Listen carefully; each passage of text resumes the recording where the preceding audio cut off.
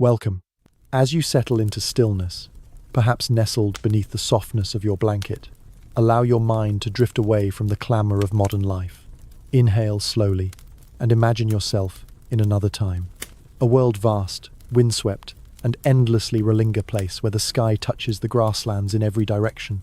The Mongol Empire, often remembered for its swift conquests and fierce warriors, was also a place of striking contrasts, unexpected quiet, and routines far removed from the rhythms we know today. Tonight, we will wander gently into the daily life, structures, and subtleties of the Mongol Empire. You may have heard stories of their military prowess and empire building, but in the hush of night, we'll explore something more personal, what it was like to live, to work, to simply exist in that world of felt tents and shifting skies.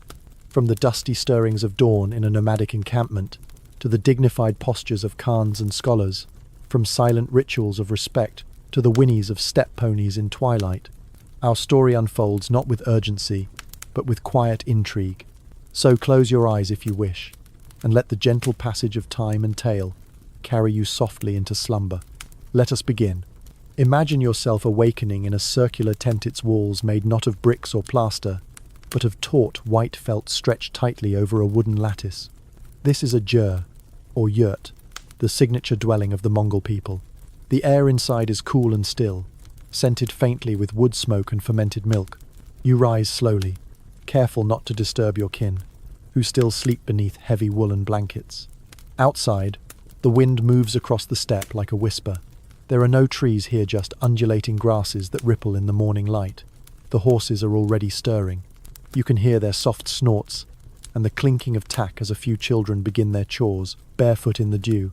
Your first task is simple, yet essential. A small fire must be coaxed into life using dried dung, the only readily available fuel. Its smoke curls lazily upward through the circular smoke hole at the apex of the tent, a kind of chimney to the heavens. You warm your hands and begin to prepare breakfast, perhaps a dense cheese curd or a ladle of sour mare's milk, fermented into a drink known as airag. It's sour, yes, but nourishing. Acquired taste or not, it is a staple of life. Children do not cry or complain. They have work to do, just as you do. The boys learn to ride almost as soon as they can walk. The girls are taught the art of making felt, sewing garments from sheepskin, and managing the delicate balances of domestic life. There is an early sense of responsibility each day as part of survival.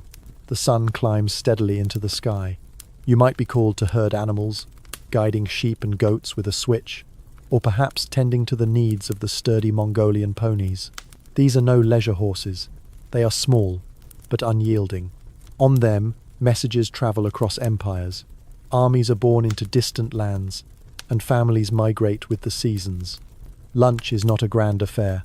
Often it is nothing more than dried meat, called borts, which you chew slowly as you gaze out across the endless plains. There are few structures to rest against, no towns or farms. Just the open land, the great expanse of blue, and the occasional dark smudge of a neighboring encampment on the horizon. In the afternoon, if the weather allows, you might help dismantle the tent. The Mongol life is one of motion. The family will travel to a new grazing ground before the grass becomes sparse. Everything is portable. The home, the cooking tools, even the shrine to the ancestors. It's a choreography of movement honed over generations. The cart, pulled by oxen or camels, bears it all. As twilight descends, the work does not cease, but it softens. Elders sit near the fire, sharing slow words. Perhaps a tale of Genghis Khan, or Genghis Khan as you would say, told not with celebration but with quiet reverence. His laws, the yasa, influence every gesture, every exchange, even this moment of rest. Before sleep, you step outside into a world bathed in starlight. There is no artificial glow here. The sky is a sheet of silver. The air carries the chill of night and the scent of animals at rest. You stretch, listen to the distant howl of a wolf, and then return to your bedding, just layers of felt and wool upon the ground. Tomorrow will begin again, with fire and milk, silence and movement. In this life, comfort is not soft or idle. It is found in the warmth of your family, the rhythm of tasks completed, and the knowledge that your place within the moving world is not fixed but flowing, like the wind across the grass. You wouldn't last a day, perhaps. Or perhaps you would, but it would be a very different kind of day. Let us now shift our gaze from the ordinary rhythms of steppe life to the extraordinary figure who reshaped it, Genghis Khan. You may know the name as a symbol of conquest, but tonight we will look more gently at the man beneath the myth. Born as Temujin, likely around the year 1162, his childhood was not destined for greatness. In fact, it was defined by hardship. His father, a minor tribal chief, was poisoned when Temujin was still young. Suddenly cast out, his family was left to survive alone on the unforgiving plains. Imagine a boy, perhaps no older than 9, foraging for roots, catching fish with improvised tools, and learning early the lessons of loyalty, betrayal, and hunger. These were not just metaphors, they were his education. As he grew, Temujin navigated a delicate and treacherous world of shifting alliances among rival clans. These were not nations in the modern sense. They were loosely knit groups bound by kinship and necessity. He earned loyalty not by title, but by redistributing wealth to his followers, promoting men based on merit rather than birth. This, in the context of a rigid and status-conscious world, was quietly revolutionary. Temujin's rise was not a sudden event, but a gradual, deliberate Ascension battle, one pact, one oath at a time. In 1206, he was finally declared Genghis Khan, the universal ruler. The ceremony, held near the Onon River, was both sacred and strategic. The title itself did not just mean leadership, it implied divine favor, a kind of celestial mandate. Picture him not as the conqueror of distant lands, but seated on a felt carpet, surrounded by tribal elders, his weathered hands resting on his knees, his eyes fixed on the horizon. He had lived through starvation and exile. Now, he would live as the master of a rising empire. Genghis Khan was not an emperor in silk or jewels. His attire was modest, practical for the saddle, the journey, the campfire. He preferred meat boiled in water over elaborate feasts. His military discipline, while severe, was born of personal experience. He did not rule from a golden palace, but from the heart of a moving encampment, always close to the pulse of his people. But he was not only a warrior. He codified the Yassa system of laws that governed everything from theft to military desertion, from marriage customs to diplomatic conduct. Some laws were harsh, others quite progressive. Religious tolerance, for instance, was not just allowed but required. In a world torn by sectarian divides, Genghis Khan permitted Buddhists, Muslims, Christians, and shamans alike to practice openly within his realm. He also instituted a courier system-mounted riders who could travel vast distances in days, switching horses at way stations spaced carefully across the steppe. These messengers carried not only news, but the threads of cohesion that tied the empire together. It is a marvel to consider, an empire without a fixed capital, yet bound tightly by information and speed. There were shadows too. Cities that resisted were sometimes destroyed. Lives were lost in the tens of thousands. These moments shaped the reputation that persists to this day of ruthless conquest. And yet, to the people who lived beneath his rule, especially the nomads of the inner empire, he was a figure of order in a previously chaotic landscape. As you rest now, consider this portrait not in black or white, but in shades of quiet complexity. A man both feared and followed, who emerged not from comfort, but from hardship, and who built not merely an empire of land, but of structure, mobility, and law. His legacy would echo across continents, but his footsteps always returned to the grasslands of his youth. Beneath the windswept steppe of Mongolia lies a secretive world, a world not of bustling ruins or towering ziggurats, but of silence. The Mongol Empire, despite its size, left surprisingly few monumental structures behind, and this absence is its own kind of presence. Archaeology in the lands once ruled by the Khans is an act of delicate patience. There are no great cities buried in dust here, no massive temples or palaces of stone. The Mongols were a nomadic people. Their legacy was inscribed not in bricks and mortar, but in movement, in law, and in stories carried across generations. Still, archaeologists have searched quietly, methodically hoping to uncover physical traces of this ephemeral empire. One of the most elusive mysteries remains the location of Genghis Khan's tomb. According to legend, the great Khan's burial was hidden so completely that no living soul was allowed to witness it. Horses were said to have trampled the site to erase its trace. Some say rivers were diverted to flow over his grave. Others whisper that an entire escort was sacrificed to guard the secret. No definitive tomb has ever been found. The Khenti Mountains, where the great Khan was born, are often cited as a possible resting place.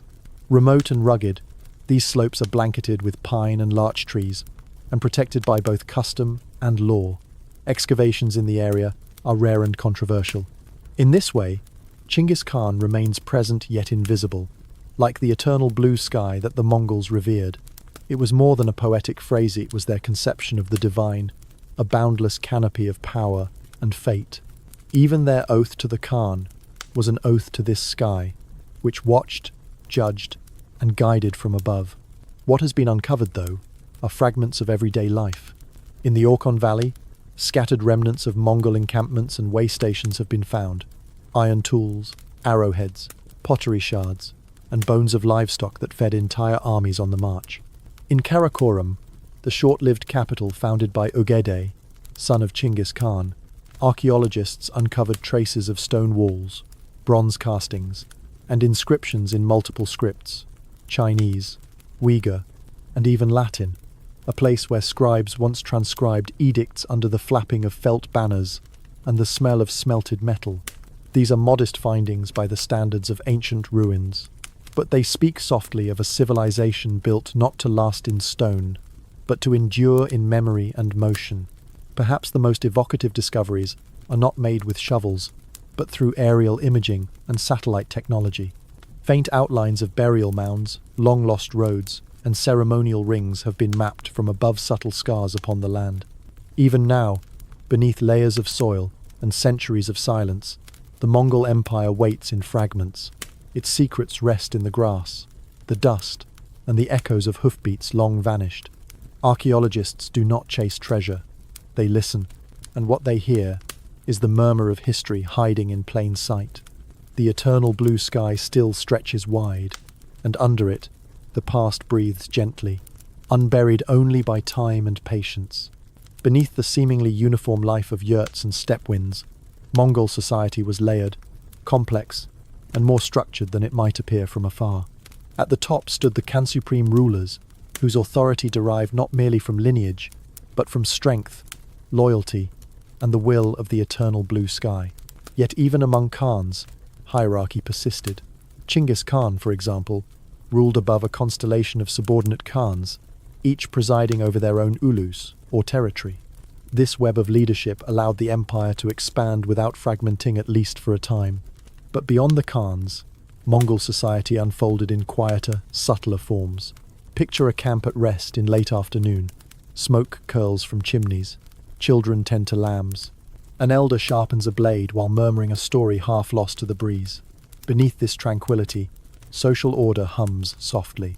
The nobility, known as the White Bones, enjoyed greater prestige and wealth. Their jurs were larger, their herds more numerous, their garments lined with imported silk. These families were often deeply enmeshed in military or administrative service.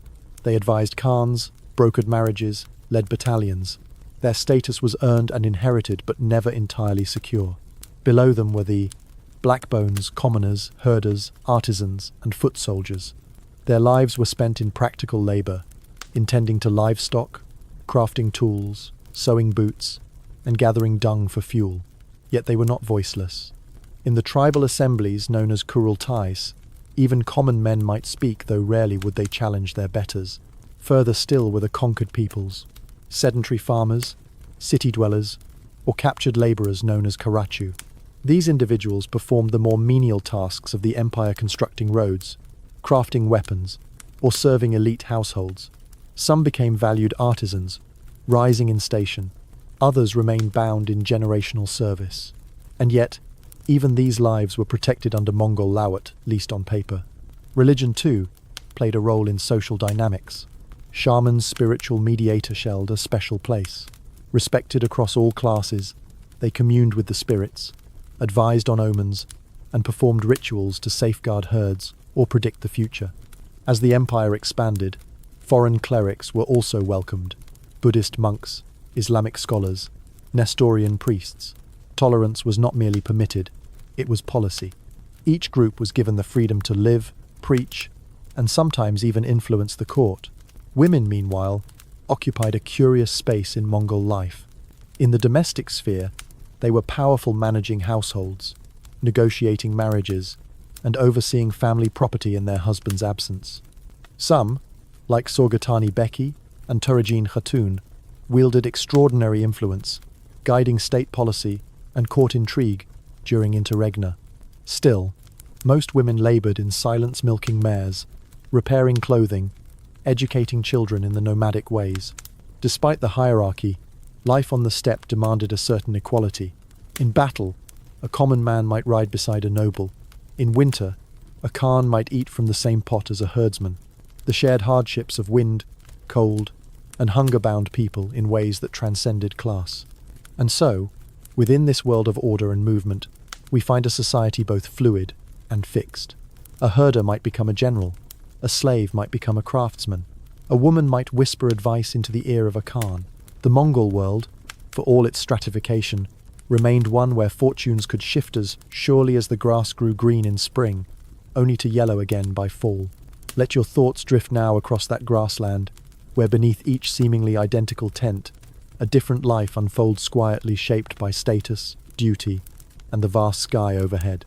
When one hears of the Mongol Empire, it is often with images of thundering hooves and vast armies sweeping across continents. But to understand how such an empire was forged, and how it maintained its dominion, we must look beyond the noise of battle. We must study the quiet rhythms of preparation, organization, and restraint. The Mongol military was not the chaotic horde so often imagined in popular retellings. It was a finely tuned system, built on discipline, adaptability, and the mastery of logistics. Imagine, if you will, a caravan of 10,000 riders, moving not in a mob, but in formation, calm, coordinated, and efficient. Each man knew his place, his commander, his task. No idle crease, no disarray. At the heart of this structure was the decimal system. Soldiers were grouped in units of 10, which were then nested into hundreds, thousands, and 10,000s. Each layer had a leader, chosen not for birthright but for proven ability. This allowed orders to ripple outwards swiftly and clearly, from the high command down to the individual archer. And archery was, indeed, the soul of the Mongol warrior. From a young age, boys were trained to shoot from horseback, learning to fire accurately at full gallop.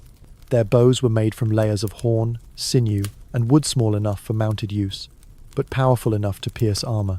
Quivers held dozens of arrows, some broad for slashing, others narrow for piercing, even a few whistling heads to signal commands. But war is not won by arrows alone. Consider the supply chain. Every rider brought multiple horses, usually 3 to 5. When one tired, he simply switched mounts. This allowed for astonishing speed over long distances. Their diet, simple yet sustaining, included dried meat, milk curds, and fermented mare's milk foods that required little preparation and travelled well. Water was found by scouts. Grass fed the horses. Tents were packed and raised again with practiced ease. Even waste was managed. Nothing in the system was accidental. Each movement, each camp, was part of a greater rhythm, and when it came time for battle, the Mongols favoured precision and patience. They used feigned retreats to draw enemies into traps. They coordinated flanking manoeuvres with mathematical timing. Siege engineers, often recruited from conquered lands, brought knowledge of catapults and gunpowder to bear against even the most fortified cities. But perhaps their greatest weapon was information. Spies and informants were dispatched long before armies. Local languages were studied, rivalries noted, terrain carefully mapped. The Yawns system, those mounted couriers who galloped across the empire's vast expanse, carried more than messages. They delivered intelligence, updated troop movements, and adjusted strategies in near real time. Discipline, too, was absolute. Desertion was punishable by death. Looting without permission, likewise. Orders were followed with a precision born not of fear alone, but of shared understanding. Victory was not a hope. It was an expectation. And yet, between campaigns, these same warriors returned to their yurts, their herds, their families. They resumed the modest duties of nomadic life, mending saddles, preparing cheese, teaching children how to ride. War, for them, was not a departure from life. It was simply another expression of motion and necessity. As you lie still now, imagine those warriors by their fires, not in the fury of conquest, but in the hush of planning, studying maps made from stitched hide, whispering orders under stars so bright they cast shadows. Their power did not come from chaos, it came from the quiet strength of readiness. And in that stillness, they shaped the world. Now let us shift from the clamour of cavalry to something more subtle, but no less powerful, the quiet movement of messages across an empire without walls. Imagine an empire so vast that it stretched from the forests of Siberia to the shores of the Persian Gulf, from the Korean peninsula to the borders of Hungary. And yet, within this enormity, a letter simple, inked and sealed, could travel thousands of kilometers in a matter of days. This was the YAM, or Urto system, the Mongol Empire's postal and intelligence network. It was not merely a logistical feat, it was the nervous system of the entire empire. Visualize the steppe again, an open land, largely unmarked, but beneath the emptiness, a system thrived. At regular intervals, roughly every 25 to 30 miles, stood relay stations, modest camps, stocked with fresh horses, provisions, and a few staff members trained to receive, feed, and dispatch couriers. These were not grand structures. Often, they were little more than gers tucked near a stream, their felt walls stained from rain and smoke, their larders filled with dried meat and curd for the road. Messengers, mounted and lean, would arrive breathless, their horses lathered with sweat. With no time to rest, they'd dismount, hand over their dispatch, and ride off again on a fresh steed. This handoff would repeat again and again, day and night, across deserts, rivers, and mountains. An official bearer of the paisa, a small tablet of authority issued by the Khan, had the right to demand supplies, shelter, and new horses along this route. These messengers were not always Mongols. Many were local riders, recruited for their knowledge of terrain and language, but all served a single, elegant function: to keep the empire connected, informed, and alive. The YAM was not merely for war.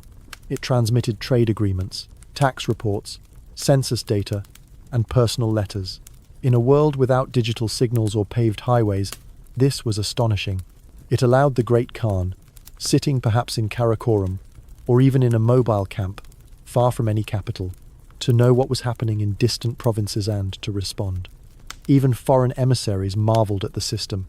Marco Polo, the Venetian traveller, wrote admiringly of the YAM's speed and scope.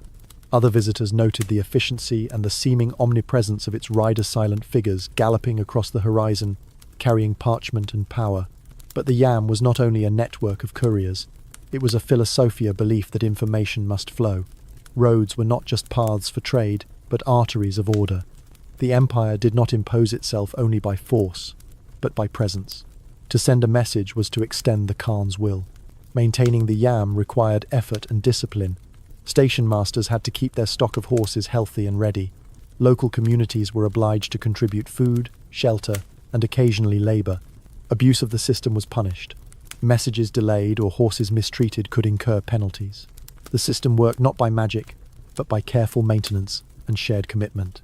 And when the empire eventually fractured, the YAM slowed, then faded. Without a central authority to sustain it, the great web of communication unravelled. Relay stations were abandoned. Riders became farmers again. The gallop of hooves gave way to silence. Yet even now, fragments of old YAM routes remain. Some paths have become roads. Others, barely visible, still trace their way across hills and plains, known only to herders and wind. So as you lie in stillness tonight, think of a messenger, simple one, folded and bound, travelling across endless grasslands, under a sky without borders. It moves not with haste, but with purpose. And in its journey, an empire breathes. Let us now retreat from the gallop of messages and the breathless pace of war, and step into something gentler, into the small, steaming bowl held between calloused hands, into the warm, fragrant simplicity of Mongol cuisine. In the vast, treeless steppe, the diet of the Mongol people was shaped not by abundance, but by adaptation. Their meals were born of necessity, honed by centuries of movement, and guided by the rhythms of herding and migration. There was little space for culinary extravagance, but that did not mean the food lacked character. Picture a yurt on a crisp autumn evening. Outside, the grasses rustle beneath the feet of lowing cattle. Inside, the hearth crackles softly. Suspended over the fire is a simple iron pot. The scent rising from it is earthy and faintly sweet, a stew of mutton, perhaps boiled with onions, wild garlic, and a few tough root vegetables pulled from the earth before frost. Meat was central to Mongol sustenance. Sheep, goats, yaks, and horses provided it in varying form and frequency. Mutton, in particular, was favoured. It was fatty, flavourful, and preserved well. Meat was often boiled in water, with the broth ladled into bowls to drink alongside the flesh. Roasting was rarer, wood was scarce but when used. The result was smoky and robust. But no ingredient was more culturally significant than milk. From cows, mares, goats, and camels came the core of the Mongol diet, milk in all its transformations. There was fresh milk for drinking, yes, but also fermented drinks, curdled cheeses, clotted creams, and dried milk solids called arul. These hard, chalky pieces were nibbled like snacks, or softened in hot tea. To Western tongues they might seem sour, pungent, but to the Mongol palate they were both staple and treat. Then, of course, there was Erik fermented mare's milk. Slightly alcoholic, effervescent, and sharply sour, it was more than a beverage. It was a social and ceremonial centerpiece. Guests were welcomed with it. Agreements were toasted with it. A large skin bag, filled with milk and agitated several times a day, would yield the precious liquid in a few days' time. To refuse a bowl of airag was not just impolite, it could be taken as an insult. Bread, rice, and vegetables were less common, often reserved for those who lived near trade routes or urban centres like Karakoram. What grain existed might be boiled into porridge, or shaped into thick, unleavened cakes cooked against hot stones. Salted tea, often enriched with butter, was served throughout the dire, warming, savoury comfort against the chill of wind and distance. Dining was not a formal affair, but it carried rules. The eldest was served first. Knives were shared, and bones were often cracked to suck out the marrow. Waste was minimal. Every part of the animal was used, from intestines to hooves. Even the fat, rich and heavy, was considered vital nourishment, especially in winter, when the steppe turned white and hard. Etiquette, though subtle, was observed. Food was offered with the right hand or both hands. It was improper to point a knife or a ladle directly at another. Speaking ill during a meal was discouraged. Instead, silence or soft conversation filled the space between sips of broth and the snapping of dried cheese. Guests were treated with honour, no matter their rank. A traveller might find himself welcomed into a stranger's ger, offered milk, meat, and warmth. Hospitality was more than kindness, it was survival. In such a landscape, to share food was to affirm a mutual trust in the unspoken contract of life on the steppe. Even in the great encampments of the Khans, food was served with this same spirit. While the feasts might be grander, featuring game, imported delicacies, and wines from distant lands, the heart of the meal was the same: meat, milk, and shared presence. A circle around fire and flame, under canvas and sky. So now, as you rest, imagine sitting near such a hearth. The fire glows red, your hands cup a steaming bowl. The scent is simple and savoury. Outside, the wind hums. Inside, there is warmth and quiet chewing, and the calm rhythm of nourishment in a world that asks for much and gives only what one is willing to tend. By now, you felt the breath of the steppe, heard the hooves of horses, and tasted the milk-soured quiet of daily life. But to understand the full scope of the Mongol Empire, we must look outward beyond gers and grazing animal stow, the extraordinary web of culture and exchange that blossomed beneath its sky. For the Mongol Empire, you see, was more than a collection of conquests. It was, in its own way, a bridge between peoples, beliefs, technologies, and ideas. It connected not only places, but possibilities. Imagine the Silk Road in the mid-13th century. Caravans trudge patiently through deserts, forests, and mountain passes. Their camels carry bolts of Chinese silk, Persian glass, Russian furs, and spices from the Indian Ocean. In the shadow of Mongol banners, these routes flourished, secured by law, patrolled by soldiers, and encouraged through tax incentives and imperial support. The Mongols themselves were not artisans of silk, nor makers of porcelain, but they treasured such things and facilitated their passage. In the cities of Central Asia, marketplaces grew rich with goods and tongues. You might hear Turkish beside Arabic, Persian beside Chinese, Jews, Muslims, Buddhists, Christians all traded, prayed, and debated within the same walls, often under the watchful eye of Mongol-appointed governors. Languages crossed borders like clouds.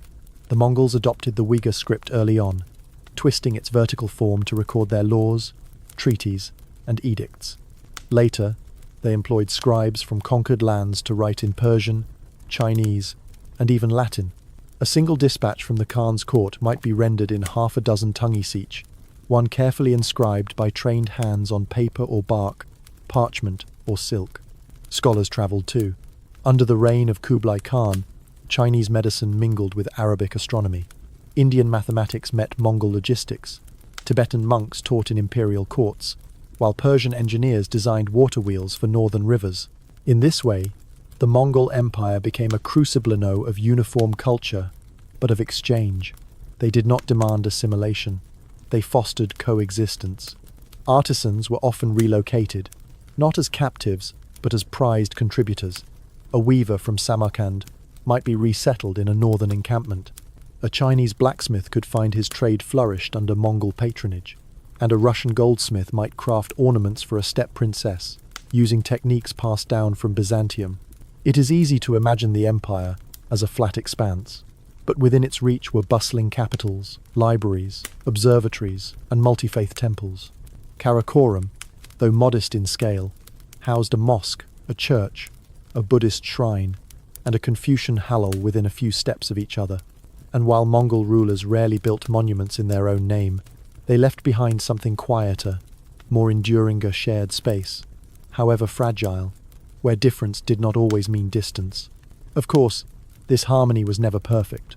Conflicts simmered, cultures clashed, but for a time, under the broad wings of the empire, the old barriers softened. A friar from Italy could ride east to the Khan's court. A diplomat from Korea could journey west to the Caucasus. And letters those quiet travellers could fly farther than ever before. Tonight, as you sink deeper into stillness, picture the open steppe once more. But now, let its grasses transform into invisible threads, stretching outward toward Venice, Baghdad, Xi'an, and Delhi. They shimmer softly, not with conquest, but with connection. Beneath the stars, a world once moved in rhythms not of war alone, but of sharing. And so, our quiet passage through the Mongol Empire draws gently to a close. You have travelled far, though never hurriedly, across plains without fences, into tents warmed by fire and family, beside warriors who planned more than they fought, and through trade routes stitched not in borders, but in breath. Now, let the winds of the steppe fall still. The world of the Mongols was one of constant motion. Yet, in that motion there was order, there was balance, the stir of hooves, the rustle of felt, the boiling of meat in a potall part of a rhythm as old as the grasses themselves. A world where the sky watched but did not speak, where laws lived in memory as much as on parchment, and where power moved, quietly, on horseback. Perhaps you would not last a day in that world, not because of its hardship alone, but because of its difference, its demands, its patience, its silences. And yet, in that difference, there is something faintly familiar.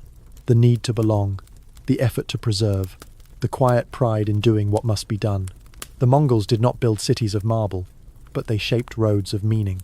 They left no towering temples, but they traced invisible lines across continents, lines of trade, of curiosity, of shared breath under the same sky. Their empire rose and fell, as all do, but some of their roads remain. Now, as you return to your own stillness, to the softness of your bed, the hum of electricity, and the safety of unmoving walls, reflect on the contrasts. How far the world has come, how far it still reaches, and how, across the spaces of time and terrain, some things warm food, shared stories, open skies still touch us. Let your breath grow slower now. Let the tales drift away like smoke through a yurt ceiling.